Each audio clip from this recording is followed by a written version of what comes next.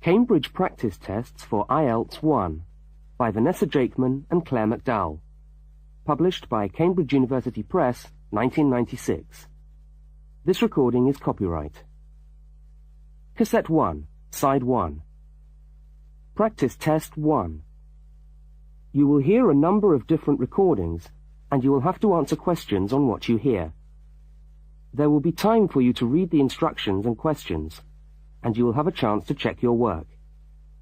All the recordings will be played once only. The test is in 4 sections.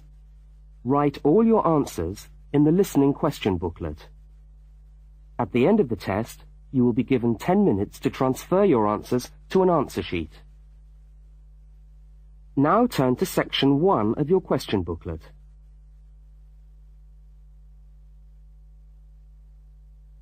Section 1. You will hear a telephone conversation between a woman and a police officer. First, look at questions 1 to 5. For each of the questions, 4 alternatives are given. Decide which of the alternatives, A, B, C, or D, best fits what you hear on the tape, and circle the appropriate letter.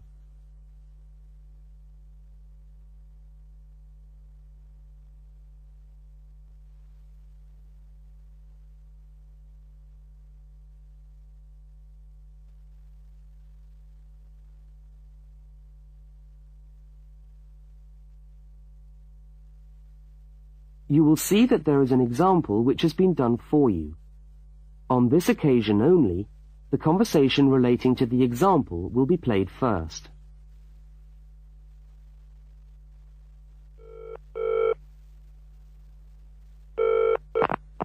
Good evening, City Police Station. Can I help you? Oh, hello. I'd like to report a stolen briefcase, please. Just a minute and I'll put you through. The woman says she wants to report a stolen briefcase, so A has been circled. Now we shall begin. You should answer the questions as you listen, because you will not hear the recording a second time.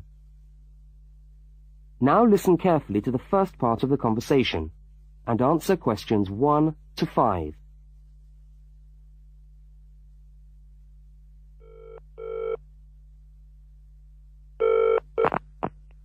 Good evening, City Police Station. Can I help you? Oh, hello. I'd like to report a stolen briefcase, please. Just a minute and I'll put you through. Lost property, can I help you? Oh, yes. I've had my briefcase stolen. Okay, I'll take some details. Tell me what it looks like, first of all. Well, it's a soft leather one, you know, not a heavy box type like a man's. And how does it close? It's got buckles at the front, 2 of them. They're gold-plated ones. Fine. Was it locked? No, I'm afraid not. Never mind. Any distinguishing features? Pardon? Any marks or badges on it that make it stand out? Only the brand name. And where's that? It's on the back, at the bottom in the left-hand corner. It's saggy. Oh, and there's a scratch. It's quite bad, but small, directly above the brand name. I did it recently, putting it on my bike. I got that. So, what did you have inside the briefcase? Well, all my papers from college. It's so frustrating, but thank goodness for computers. I haven't lost them completely. Yes, you're lucky. I had my wallet in my pocket, so I didn't lose that. But there were also my pens, which I got for my birthday, and a novel I was planning to read on the train. Right. Where exactly did you lose the briefcase? Well, I couldn't believe it. I was standing on the platform. It was right next to me. You were holding it? I'd just put it down on the floor, but I could almost feel it beside me. I was watching for my train because sometimes it comes early, and then next time I looked, my briefcase wasn't there. And what time was this? It must have been about 5:20. No, a bit later. I'd say 5:30, because it was just getting crowded, and the train normally comes at about 25 to 6. Before they continue their conversation, look at questions 6 to 10.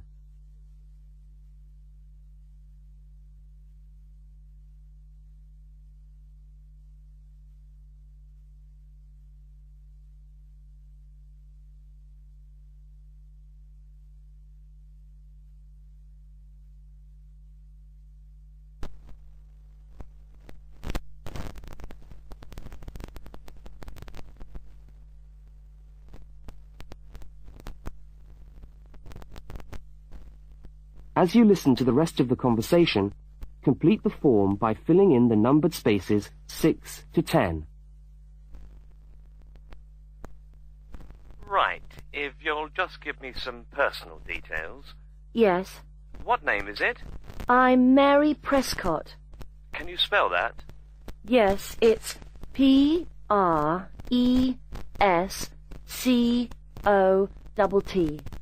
And your address? Flat 2, 41 Fountain Road, Canterbury. Fountain Road. Yes, number 41.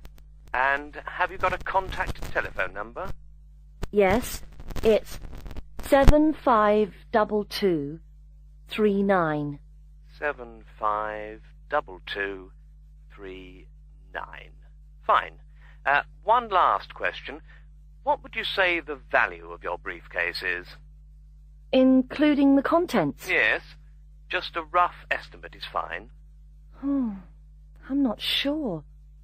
Well, the briefcase itself is quite new.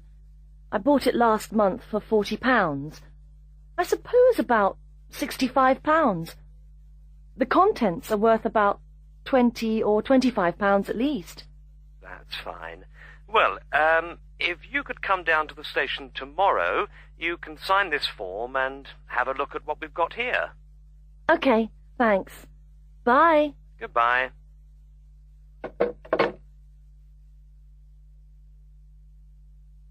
That is the end of section 1. You now have half a minute to check your answers. Now turn to section 2.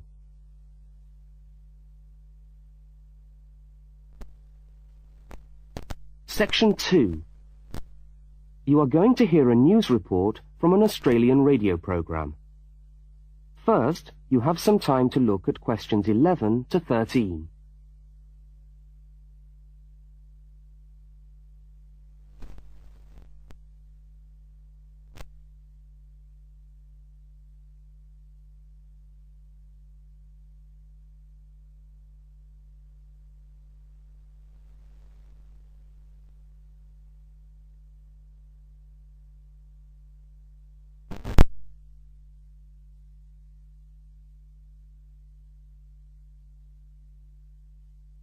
Now listen to the news headlines and tick the 3 other items which are mentioned.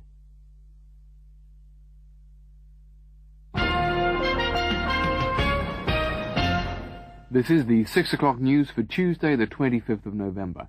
And first the headlines.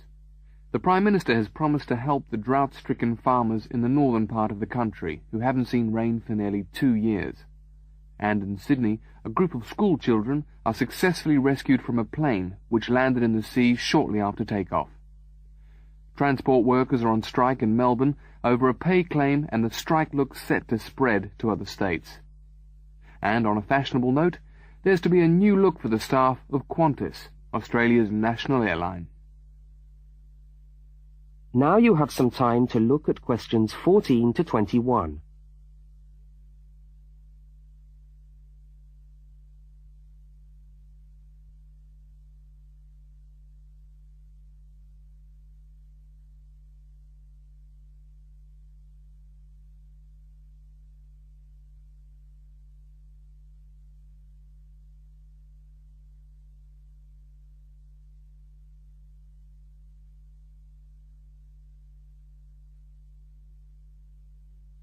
As you listen to the rest of the news, complete the notes in the spaces provided.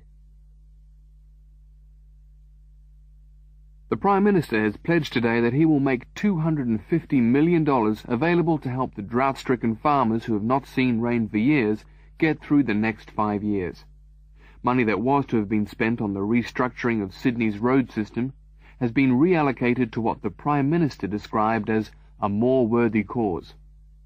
Farmers are to receive financial assistance to help see them through the worst drought in over 50 years.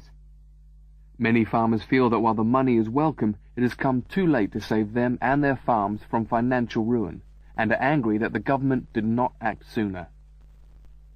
A group of school children who were travelling in a privately chartered aeroplane from Sydney to Queensland to take part in a musical concert found themselves swimming for the shore when their aeroplane had to land in the sea just 3 minutes after taking off from Sydney Airport. The pilot managed to bring the aircraft and its 50 passengers down safely in the calm waters of Botany Bay, where boats and pleasure craft were able to come to the rescue of the boys. The fact that it was a weekend meant that there were hundreds of boats in the bay enjoying the good weather, and this undoubtedly helped the rescue operation. "We owe our lives to the skill of the pilot," said one of the boys, but the pilot replied modestly that it was all part of a day's work. However, all their musical instruments were lost, and they never got to play at the concert. That is the end of Section 2. You now have half a minute to check your answers. Now turn to Section 3.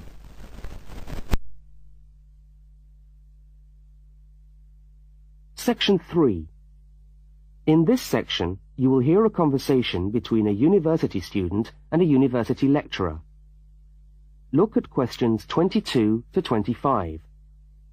For each of the questions, 4 alternatives are given.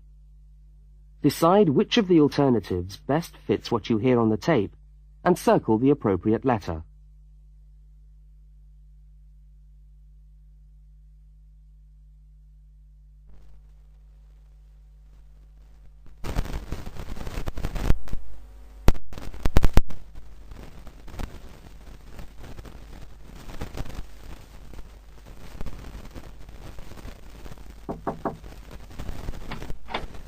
Hello. Can I come in? Oh, yes, come in. How can I help you? I was looking for the economics office. I've been all over the arts faculty building looking for it, but I could only find the School of Accounting and Economic History. Is this the right place? Yes, this is the School of Economics. Oh, good. I'm a new student, and I was wondering if someone could give me some information. Well, I might be able to help. I lecture on that program. What do you need to know? Well, quite a few things, actually. Firstly, how many lectures a week do I have to attend? Well, the Economics 1 course is a double unit. So there are 2 lectures a week and 1 tutorial. Oh. The lectures are scheduled for Tuesday and Thursday. What time? Let me see. You know, this information is all in the handout, which you should have received yesterday at the orientation meeting. Oh, was there a meeting yesterday? I didn't know about that. No one mentioned... Yes, there was. But never mind. Now, lectures are at 4 in the afternoon. Ooh, 4's a bit late. I've got a part-time job that starts at 4:30. Well, you can't be in 2 places at once, can you? And attendance at lectures is necessary. We expect at least 90% attendance at this university, you know. 90%? That's high. Do they enforce that rule? Yes, we do. We're pretty strict about it, actually. And what times have been set down for the tutorials? Do you have that information? That's a very well-attended course, so there's a number of tutorial times. Monday, Wednesday, and Friday, all at 9 o'clock. Yours will be allocated at the first lecture. Can't I choose the time? Maybe, maybe not. You'll have to talk to the lecturer on the course. Dr. Roberts is his name. Oh, okay. Now look at questions 26 to 31.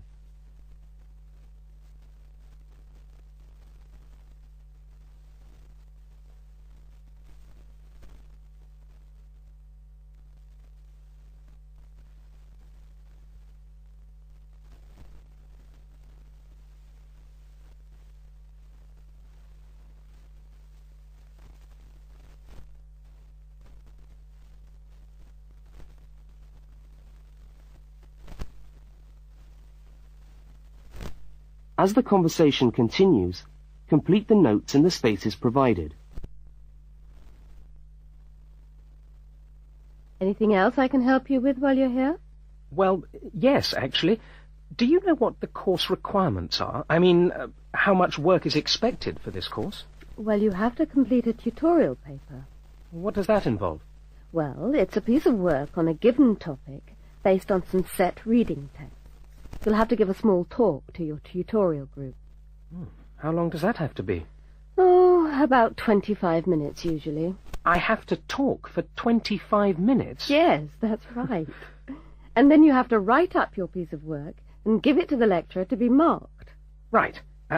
And is that all? No. You also have to complete a 3,000-word essay on a topic. Can I choose the topic? Yes, usually you can. Right. That shouldn't be too bad. And in addition to that, there is an exam. An exam? What sort of exam? Well, it's an open book exam. Does that mean I can have the textbook with me during the exam? Yes, that's right. And can you give me any idea about the content of the first year of economics, so that I can get into some reading? Well, you'll be getting the reading list next week when lectures start. All the books are in the library. Yes, but won't everyone else take them out as soon as they get the reading list too? Well, yes, they might. But most of the important ones are held in closed reserve. That's a part of the library where you can go to read books, but you can't take them out of the building. What did you call that section of the library? Closed reserve. However, we do recommend that you buy the core books. You'll find them useful, and you'll need them for the exam. Yes, I suppose I will. But what is the focus of the course? Well, the course at this university has a vocational focus. That is, a focus on preparing its graduates for work. So we're orientated very much towards employment. Oh, so my chances of getting a job are good? Well, provided you get good results. Well, look, thanks for your time.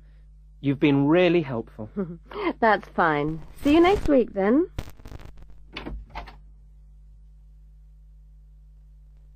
That is the end of section 3.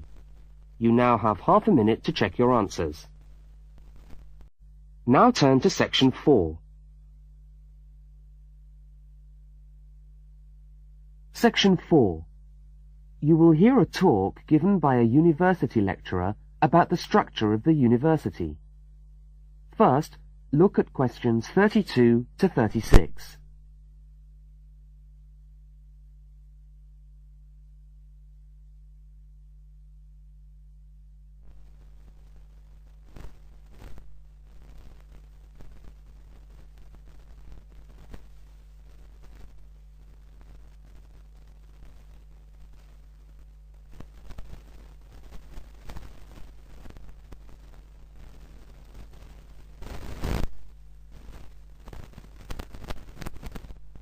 Now listen and answer questions 32 to 36.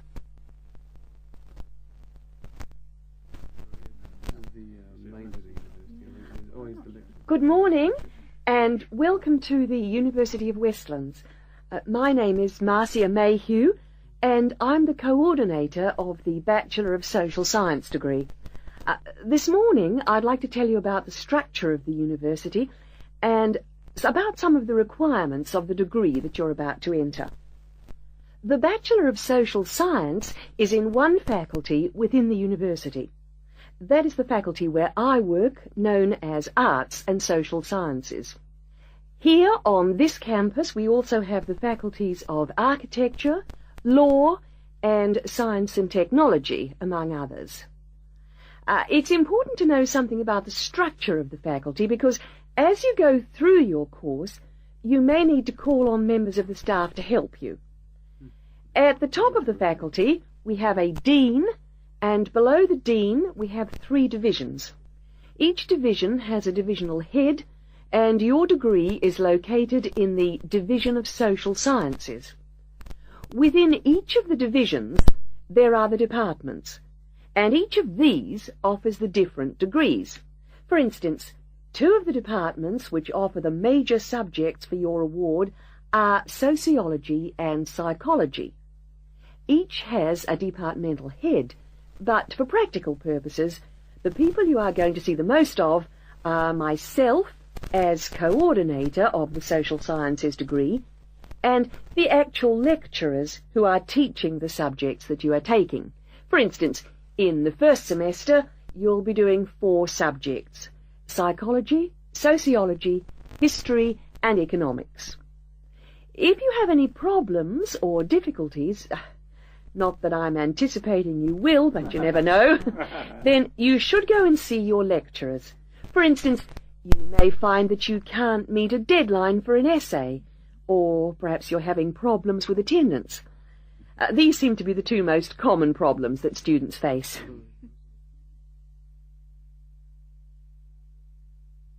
Now look at questions 37 to 41.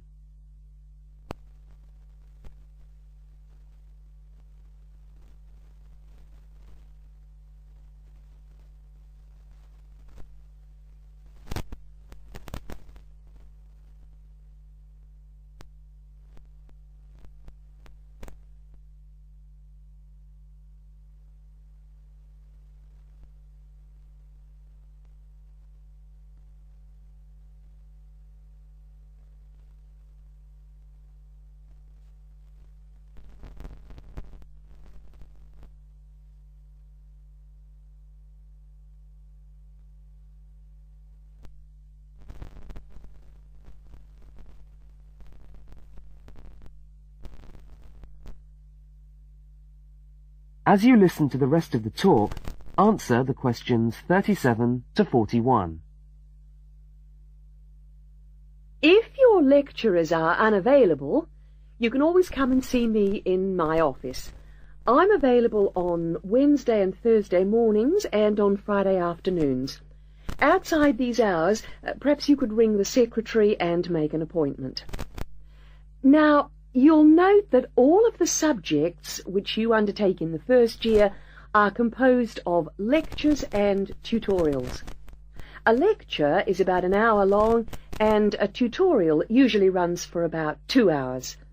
A lecture is rather like what I'm doing now, where one person will talk to all of you together on a subject. Now, we do ask you to try to attend the lectures.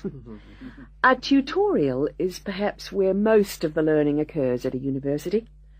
You will be divided into groups of between 12 and 15 students, and each week one of you will have to present a piece of work to the group as a whole, and then the group will discuss what you've said.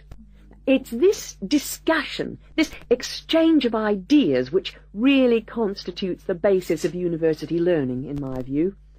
Listening to lectures in many ways is just giving you information that you could access for yourself in the library. But the discussion at the tutorial is very important. This doesn't mean that you shouldn't go to the lectures, though. Other factors to be particularly concerned about are the structure of essays and delivery of written material. And in particular, I would like to mention the question of plagiarism. Plagiarism is taking other people's work without acknowledging it. That is, without saying where it comes from. Now, of course, all essays are based on research done by other people, but you must remember to attribute the work to the original writer. And while it's a good idea to work with other people, don't hand in work which is exactly the same as your friend's work, because we will notice.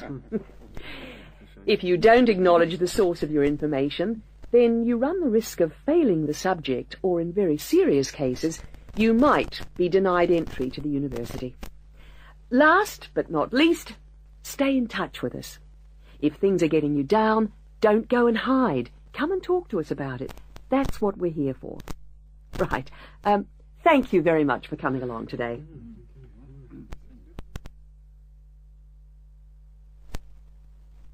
That is the end of section 4. You now have half a minute to check your answers.